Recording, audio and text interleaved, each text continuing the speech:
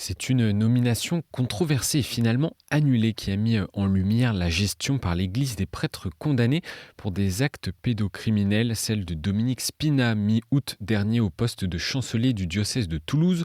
Le prêtre avait été condamné en 2006 à Pau à 5 ans de prison pour viol et agression sexuelle aggravée sur un adolescent. Depuis 2016, il existe une commission nationale d'expertise sur la pédophilie, commission indépendante qui conseille la conférence des évêques de France et les diocèses qui la sollicitent pour gérer justement les cas de ces prêtres condamnés. On s'intéresse ce matin au travail de cette commission avec son président Alain Chrisnart. Bonjour. Bonjour. Merci d'être avec nous sur KTO Radio. On ne va pas revenir sur le cas spécifique du prêtre Dominique Spina. Néanmoins, une question en lien à la Chrisnart. Votre commission a-t-elle été sollicitée par le diocèse de Toulouse en vue de cette nomination ? Non, elle n'a pas été sollicitée.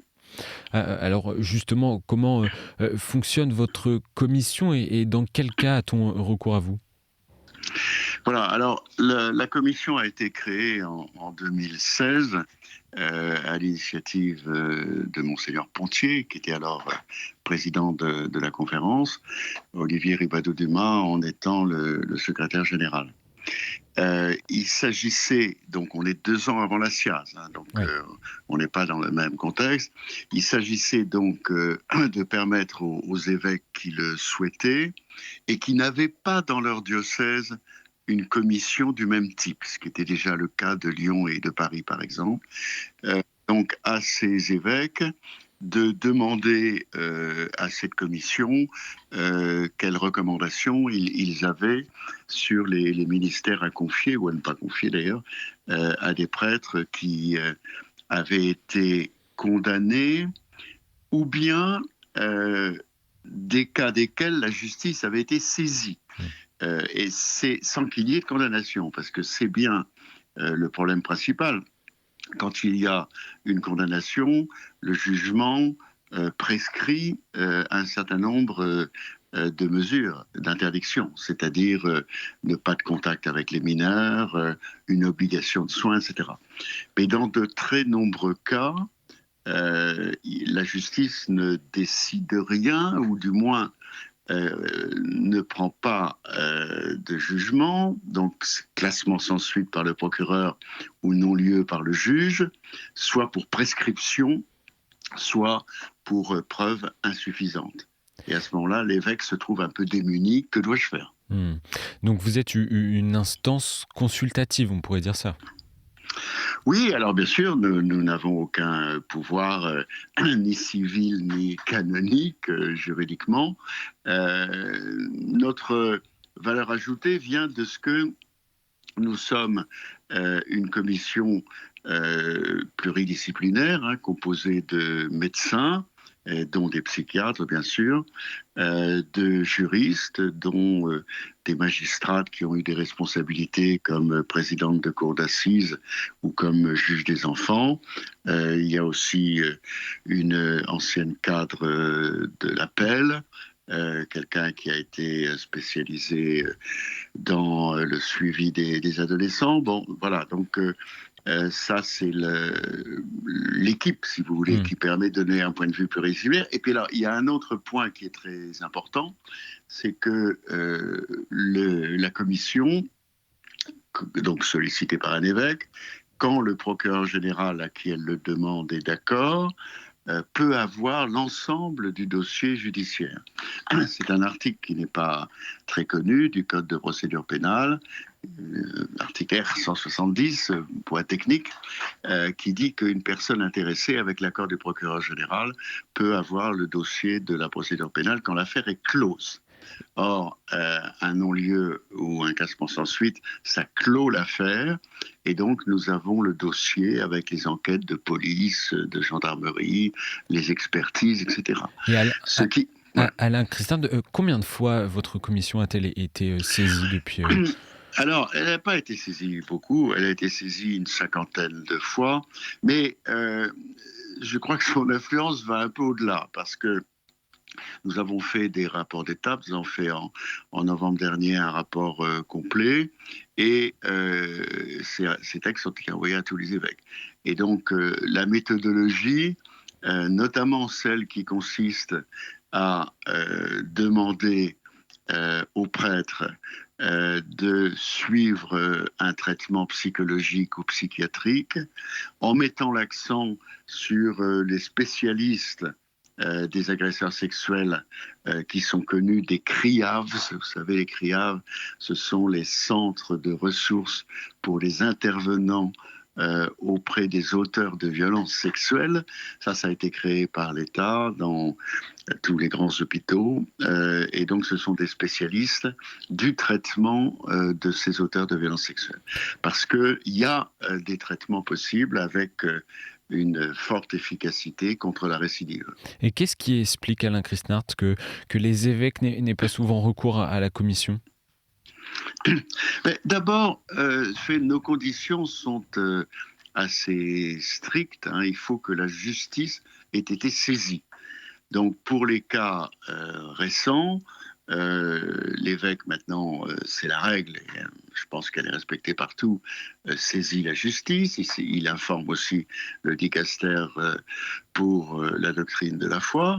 Et nous n'intervenons pas, parce que nous n'allons pas faire le travail de la justice, nous n'allons pas faire un travail parallèle. D'autre part, par rapport aux effectifs impressionnants du rapport de la SIAZ, nous, évidemment, nous ne traitons que du cas de prêtres vivants. Donc, nous ne traitons pas de cas passés. Par conséquent, ça ne fait pas un grand nombre de cas. Et comme je l'ai dit, certains évêques ont créé leur propre commission et d'autres préfèrent s'informer seuls avec, en tout cas, les conseils de psychiatres du diocèse, de juristes, etc.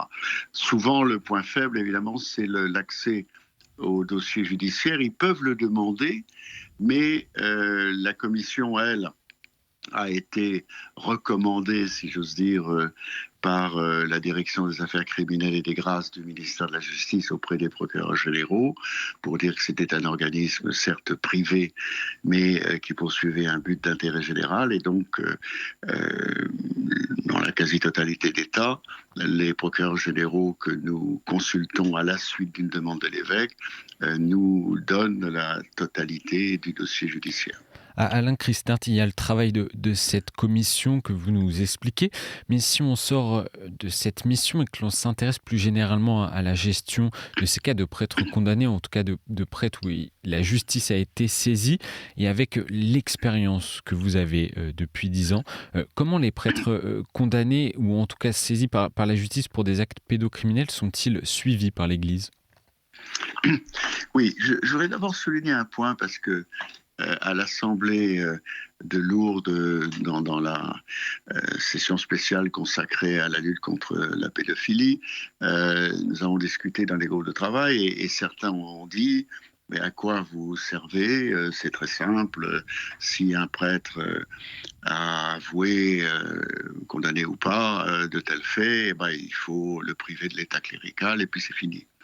Et évidemment, si c'était le cas, nous n'aurions rien à faire, ce qui ne serait pas en soi dramatique, mais on commettrait une erreur pour deux raisons. D'abord, les faits sont extrêmement différents et c'est le rôle de la commission de les analyser. En particulier, quelle est la gravité des actes ? Est-ce qu'ils ont été répétés ou est-ce qu'il y a un acte unique ? Quel est l'écart d'âge ? Quelles sont les circonstances ?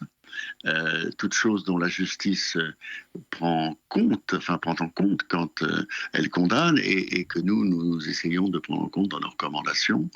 Et puis après, il y a une deuxième raison qui est importante, c'est que si le prêtre sort de l'état clérical, l'Église ne s'en occupe pas, il est un peu dans la nature. S'il récidive, l'Église peut dire « moi je m'en lave les mains, il n'est plus prêtre, ça ne me concerne pas ». Et évidemment, ça ne serait pas vrai, puisqu'il a été prêtre longuement. Voilà. Mais quand il n'est pas renvoyé, comment est-ce que l'Église peut justement suivre ? Voilà, alors il faut... prêtre, c'est un sacrement, le sacrement de l'ordre, qui normalement conduit à ce que l'évêque donne des ministères. Bon. Donc, s'il n'est pas envoyé d'état clérical, on doit lui donner des ministères. Ou alors ces ministères peuvent être de nature différente. Ça peut être des tâches administratives, d'archivistes, etc., qu'on peut aussi donner à des laïcs, d'ailleurs qui ne sont pas spécifiquement sacerdotales. Puis après, les ministères, ça peut être une affectation dans une paroisse, ça peut être une affectation auprès d'un service de l'Église, etc. Bon. Et donc à ce moment-là, l'Église, évidemment, a une surveillance disciplinaire sur le prêtre. C'est pour ça qu'on recommande toujours, comme d'ailleurs la justice le recommande elle aussi, quand elle se prononce, qu'il y ait interdiction de toute tâche qui met en contact particulier avec les mineurs. Alors évidemment, les mineurs, il y en a partout, mais évidemment, pas d'aumônerie, pas de pèlerinage de jeunes, pas d'accompagnement spécifique d'adolescents ou d'enfants. Et puis, il y a aussi l'idée que le prêtre ne soit pas seul. C'est pour ça que, par exemple, des prêtres qui ont commis ce genre d'acte et qui étaient curés, il n'y a pas eu de condamnation, donc encore une fois, nous avons recommandé aux évêques qu'ils ne soient plus curés, parce que le curé, il définit lui-même ce qu'il fait, évidemment, il a autorité sur lui-même, et donc qu'il soit dans une paroisse importante, dans une communauté, avec un prêtre référent à qui il puisse se confier, qui puisse lui demander ce qu'il fait, etc. Donc, au fond, ce que l'Église peut faire à ce niveau, c'est l'entourer. Et vous comprenez que certains auditeurs, je pense, qui nous écoutent, ne comprennent pas forcément qu'un prêtre qui soit condamné, en tout cas, ne soit pas renvoyé de l'état clérical ? Oui, écoutez, ça, je peux comprendre ce point de vue. J'ai dit pourquoi c'était pas binaire. Bien sûr, certains sont renvoyés de l'état clérical et pour certains, nous l'avons recommandé. Bon, après, c'est une décision, vous savez, qui est prise à Rome. Hein, donc, ça n'est pas si simple. Mais privé de l'état clérical, c'est différent, par exemple, de privé de tout ministère. Il y a des prêtres qui, sur décision de leur évêque et souvent donc sur recommandation de la commission, n'ont plus aucun ministère, ne peuvent célébrer la messe qu'en privé, voilà, et ont des tâches purement administratives, non sacerdotales. Voilà, ça c'est différent de privé de l'état clérical avec la symbolique qui dans certains cas est importante pour les fidèles et dans d'autres cas l'impasse à laquelle ça conduit concrètement dans l'encadrement de la personne. Alain Christintin, en quelques mots pour conclure cette interview, il ne reste plus beaucoup de temps, c'est bientôt la fin de votre mandat au poste de président. La commission, est-ce que cette commission va continuer ? Quelle sera la suite ? En 2 mots. Oui, alors elle a, comme j'ai dit, été créée en 2016, donc 5 ans plus tard, en 2021, le président de la CEF, Monseigneur de Moulin-Beaufort, l'a reconduite pour 5 ans, et donc on arrive à la fin là. Donc ça ne touche pas simplement le président de la commission, ça touche l'ensemble de la commission. C'est tout à fait normal, il y a une nouvelle présidence, il y a un nouveau secrétaire général, il y a une nouvelle organisation des services, le temps a passé, et donc c'est à la nouvelle présidence de décider si on continue sous la même forme, avec les mêmes personnes ou avec d'autres personnes, sous une autre forme, et voilà. Et puis il n'y a pas évidemment que la commission dans la lutte contre la pédophilie. Il y a tout le travail qui a été fait de formation dans les séminaires et puis surtout d'écoute des victimes, qui était évidemment la priorité absolue et priorité sur laquelle je crois vraiment l'Église en France a beaucoup agi. Merci.